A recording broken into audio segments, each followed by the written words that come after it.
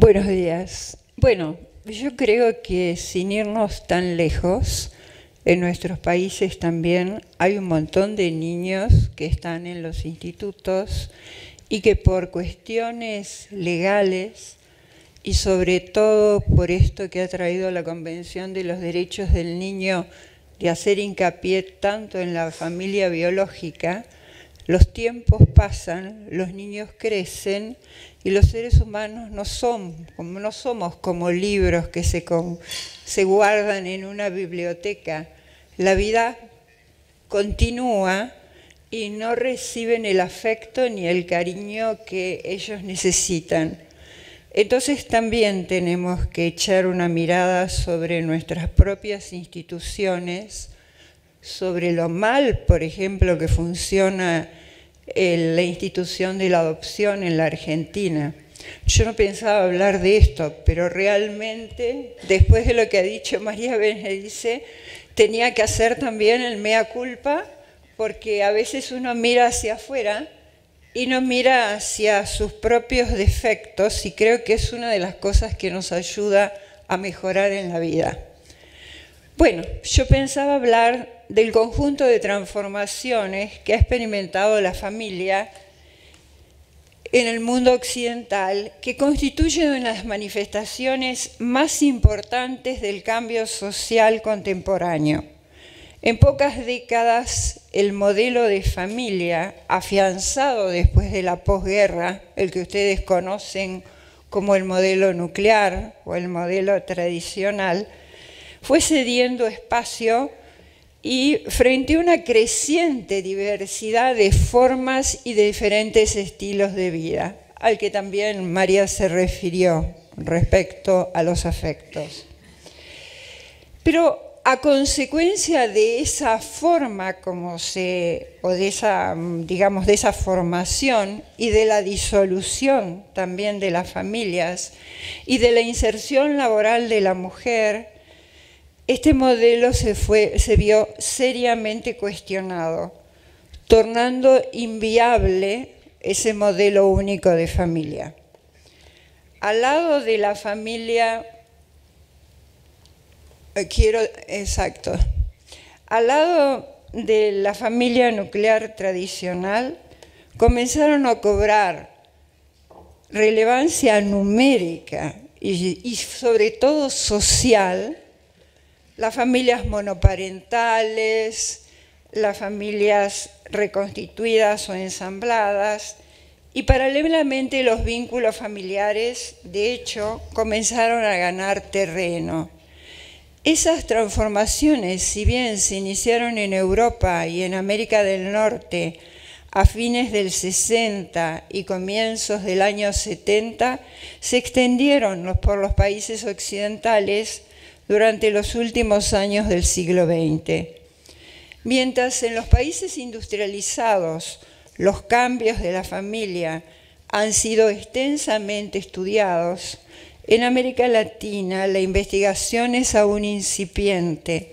Nosotros solo nos estamos manejando con censos y con encuestas de hogares, lo que no nos da una profundidad igual. Por eso este trabajo tiene en parte en cuenta un trabajo que hizo la Universidad de la República de Montevideo, Uruguay, y UNICEF. Respecto de las transformaciones y del impacto en el ejercicio de los derechos de los niños. La Convención también sobre los derechos de los niños otorgó a la familia el carácter de medio natural y la define como un grupo fundamental para la sociedad, para el crecimiento y el bienestar de todos sus miembros y en particular de los niños. Pero nadie que trabaje en familia sabe que muchas veces la familia constituye eso, si no, no tendríamos familias disfuncionales. Sin lugar a duda, los futuros historiadores de la familia verán las últimas décadas del siglo XX como una era de trastornos. La función, digamos así, la forma y la función de la familia ha cambiado tanto que desde esa imagen de la familia nuclear que tenía como base el matrimonio y la procreación, y la diversidad de tareas, digamos, basada en los géneros, lo que se dio terreno frente a la multiplicidad de tipos de familia que hoy tenemos. Yo a veces me olvido del power. ¿Qué es lo que cambió? Los cambios ocurridos en las familias en las últimas décadas han sido realmente impresionantes. Ustedes podrían comparar los cambios del siglo XX con lo que ocurrió en los periodos de guerra. Solamente en esos periodos la familia y los miembros cambian tan vertiginosamente.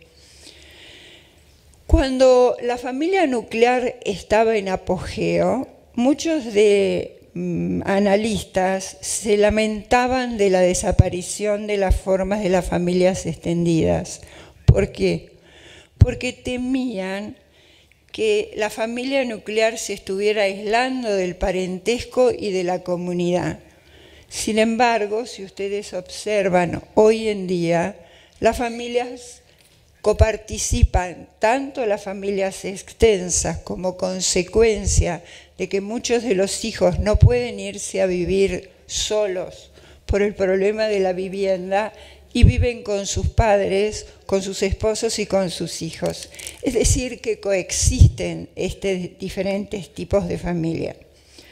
Cuando finalmente estalló la revolución de los roles en el año 50, se transformó en la familia posmoderna. El término de familia posmoderna no es un término preciso. Yo diría que tampoco tiene un significado claro, sino que en general designa el alejamiento de la autoridad parental y un creciente énfasis en la autonomía individual de los integrantes, en consonancia con el aumento del número de divorcios. Las discusiones sobre qué constituye una familia tienen importancia para nosotros, para el derecho de familia y para lo que señalaba María, para las políticas públicas, de qué manera el Estado interviene cuando es necesario hacerlo. La forma en que concebimos el matrimonio, la familia y las relaciones de parentesco han quedado reconfiguradas. En solo 30 años, todo el mundo se casaba cuando estaba terminando la universidad o acababa de terminarla, es decir, a los principios de la edad adulta, y una creciente minoría nunca se va a casar, y otra es probable que se case después de los 25 o 30 años. El matrimonio ya no es el eje o el acontecimiento eje que articulaba el comienzo de las relaciones sexuales, la procreación, el abandono del hogar paterno e incluso la formación de un hogar.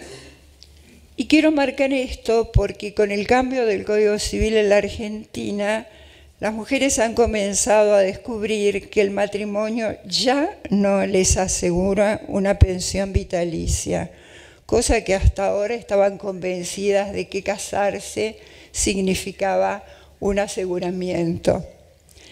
En el año 96, John Gillis decía que la familia era una institución sagrada y protegida, pero que era un invento cultural relativamente reciente, en el cual los acentos de privacidad, intimidad y rituales familiares surgieron como consecuencia del retroceso que tuvieron otras instituciones, por ejemplo, las instituciones religiosas, las comunitarias locales, cediéndole mayor poder simbólico a la familia.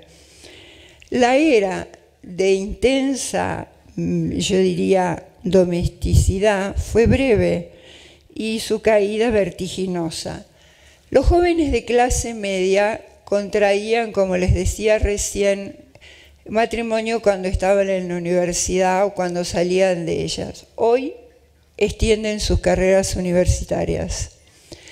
Las mujeres permanecieron más tiempo en el sistema educativo e ingresaron al mercado laboral y retrasaron el tener hijos hasta afirmarse en su posición laboral. ¿Por qué?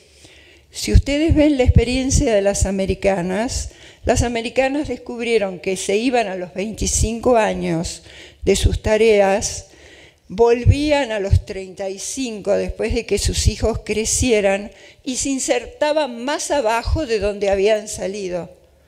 Entonces, de ahí el cambio social que se produjo también en las mujeres. Los hombres ya no tienen la certeza de poder mantener el nivel de vida de clase media como un único ingreso.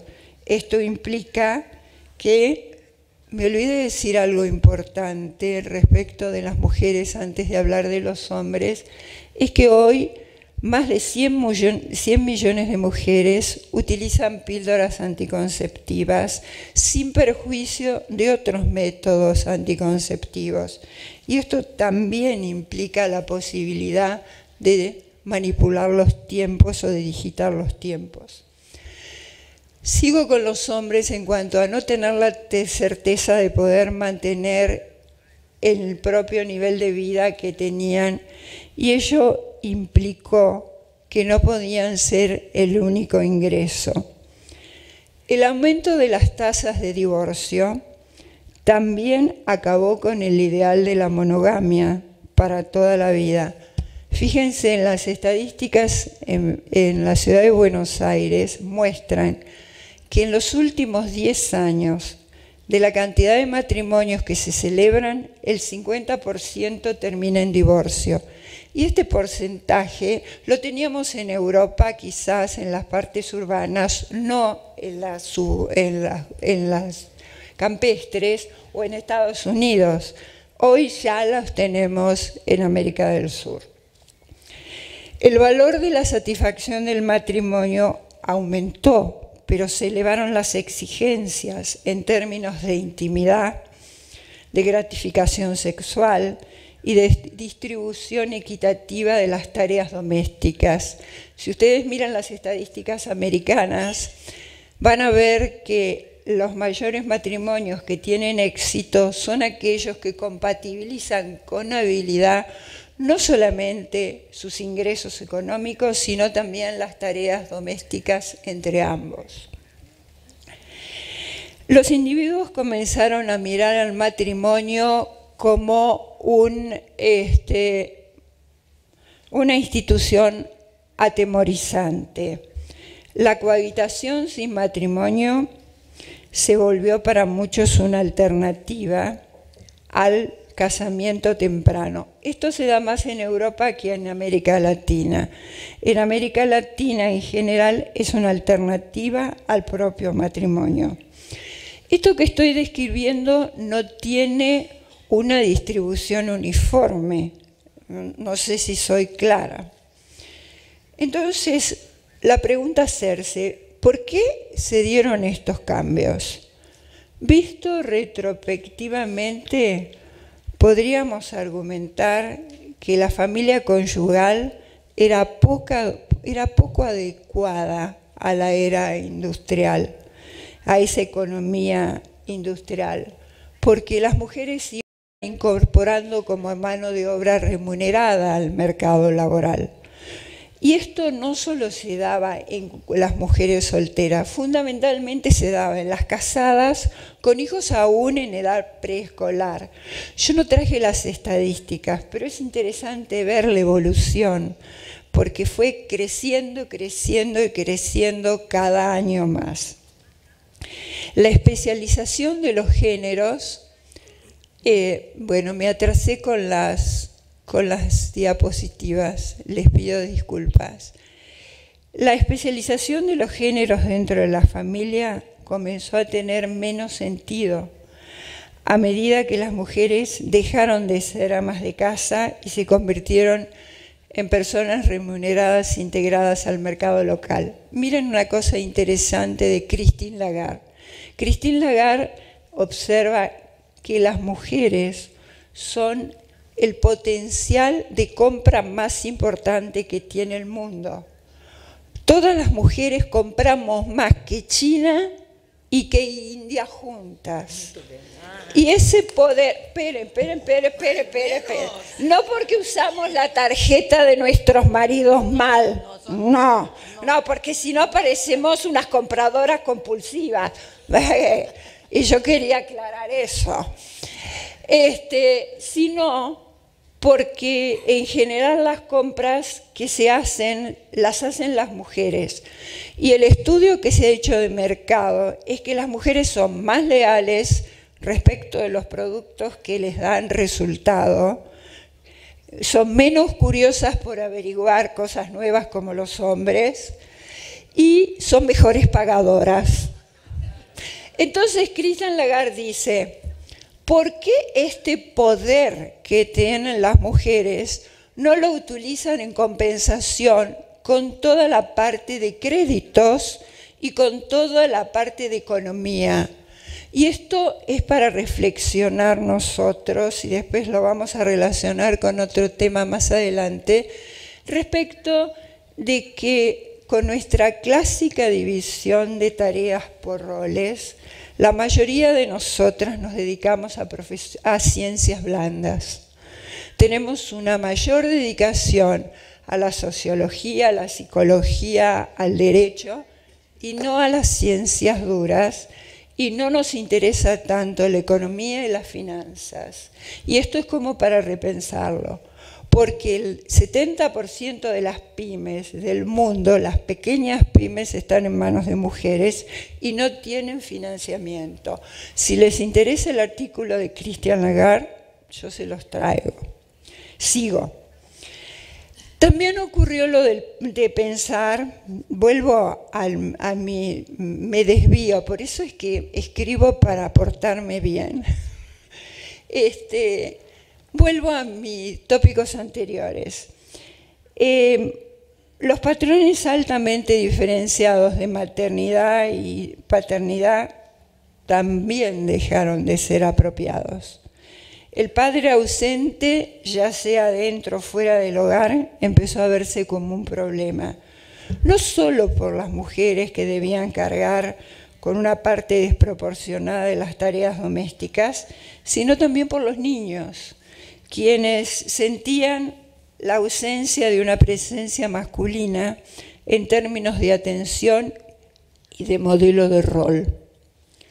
A lo largo del año 70, el ideal de familia nuclear fue atacado por muchísimas feministas, progresistas, homoafectivos, vieron que aprendí, y académicos que promovían la viabilidad, sino la superioridad de sistemas alternativos de parentesco.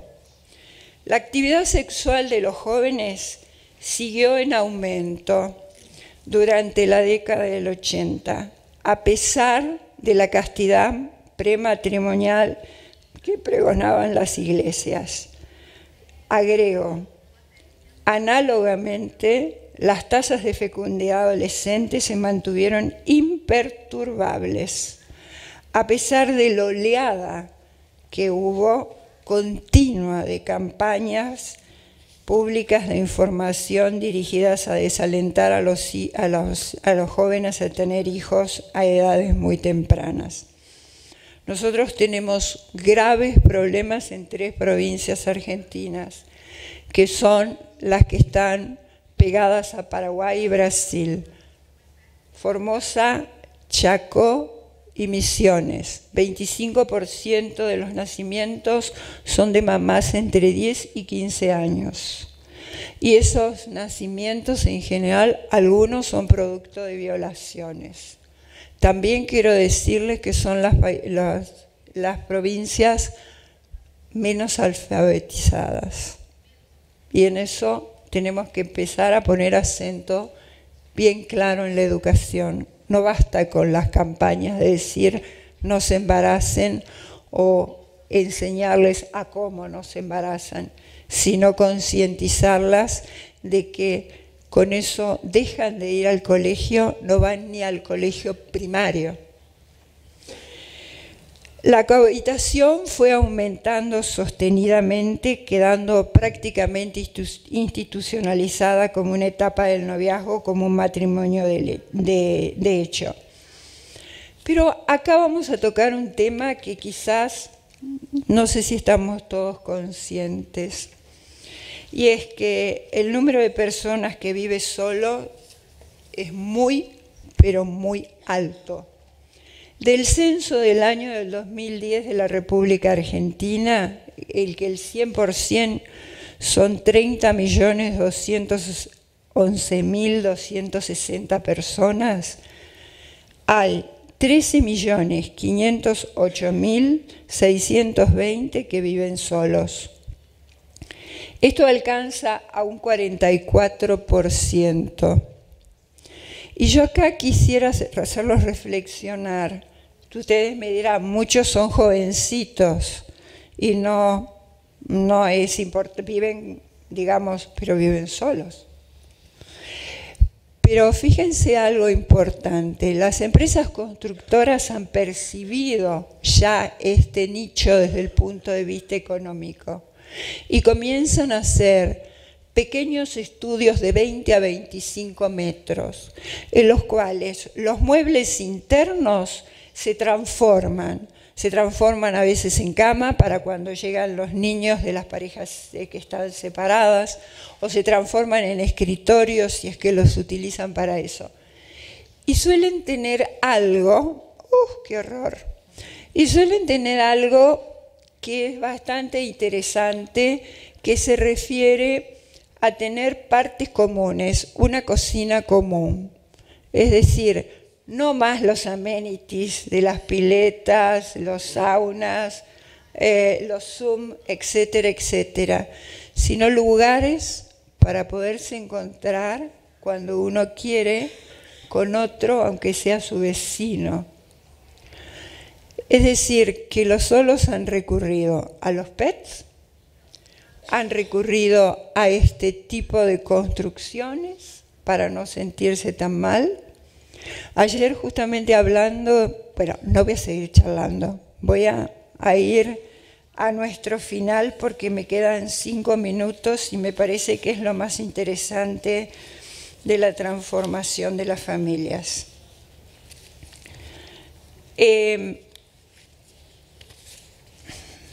¿Vieron por qué soy tan terrible charlando? En conclusión, por un lado, se percibe la transformación de las configuraciones familiares en consonancia con los cambios socioculturales y económicos. Y por otro lado, se percibe la transformación de nuestros referentes teóricos, porque nosotros también cambiamos nuestros referentes teóricos en el derecho de familia, motivados por esas transformaciones. Las teorías en el derecho son productos de un tiempo, nunca desprendidas del ideal social de cada época, a veces vinculadas a un lugar, aunque cada vez es menor esa influencia del factor local por el fenómeno de la globalización y de las comunicaciones. Si bien, como dijimos, declina el modelo de la familia consanguínea y crecen los modelos como sede exclusiva y excluyente del amor y de los cuidados que se requieren para constituir el psiquismo de los hijos, aparecen otros afectos no naturales, nacidos de vínculos creados en otras circunstancias. Se torna necesario pensar cómo se conforman y cómo operan. Dicho más simplemente, ¿qué pasa con los niños que tienen carga genética de uno solo de los integrantes de la pareja y no de otros, y no del otro, o los que no tienen ningún vínculo biológico con la pareja? Pero hasta aquí estuve hablando de la transformación de la familia nuclear, ¿no es cierto? Y lo que no quiero dejar de decirles hoy es que en contraposición a todo lo que dije, los millennials y la generación Z desean que su pareja esté en el hogar y que no trabaje. El porcentaje de hombres jóvenes pertenecientes a estas generaciones se adhiere a esta postura, creciendo desde el año 1994 al 2014, firmemente. Los motivos son varios. La pérdida de la dominación por parte de los hombres en el mundo del trabajo, la escasez de trabajo, la mecanización, la robotización. Muchos de los milenios y de la generación Z crecieron bajo la sombra de las crisis financieras que aceleró el poder económico de los hombres. Es decir, que las generaciones jóvenes no coinciden con el pensamiento de los baby boomers ni tampoco de la generación X en cuanto a, digamos así, a que las mujeres ejerzamos roles que tradicionalmente tuvieron los hombres. No sé si ustedes leyeron en estos últimos días la crisis que se produjo en Google. Es interesante de ver porque justamente ese es el pensamiento de un joven ingeniero que escribe un memorándum de 10 hojas justificando que las mujeres no deben estar en la parte tecnológica ni tampoco en posiciones de liderazgo. ¿Cómo lo justifica? Dice que por cuestiones genéticas y por cuestiones de carácter. Es decir, que en este momento estamos en una confrontación. No sabemos qué es lo que va a pasar respecto de esta paridad. Silicon Valley está en la mira del presidente de los Estados Unidos porque él no comparte la idea de la globalización ni tampoco de las teorías de las minorías. Pero yo diría que hasta aquí razonable. Quien pierde el poder, ¿por qué no va a patalear? Lo más preocupante no es eso. Lo más preocupante es que las mujeres de esta generación, los millennials y la generación X, también se percibe el mismo pensamiento. No con la misma intensidad, pero prefieren volver a ser señoras mantenidas. Aquí está, si ustedes quieren ver, el cuadro de lo que pasó entre el 94 y el 2014. Tengo que darles una buena noticia, la tendencia empieza a decrecer desde el 2014 ahora. Debemos preguntarnos, ¿estamos ante un estancamiento o ante el retorno contra los movimientos de igualdad en los géneros? Ya se verá. Muchas gracias por haberme dado la oportunidad de estar con ustedes.